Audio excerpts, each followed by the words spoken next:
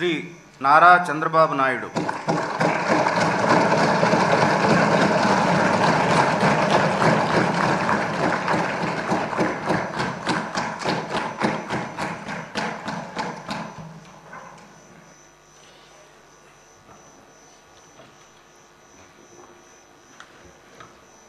నారా చంద్రబాబు నాయుడు అనే నేను శాసనసభ సభ్యునిగా ఎన్నిక అయినందున శాసనం ద్వారా నిర్మితమైన భారత రాజ్యాంగం పట్ల నిజమైన విశ్వాసం, విధేయత చూపుతానని, భారతదేశ సార్వభౌమాధికారాన్ని, సమగ్రతను కాపాడుతానని, నేను స్వీకరించబోయే కర్తవ్యాన్ని శ్రద్ధాశక్తులతో నిర్వహిస్తానని దైవ సాక్షిగా ప్రమాణం చేస్తున్నాను.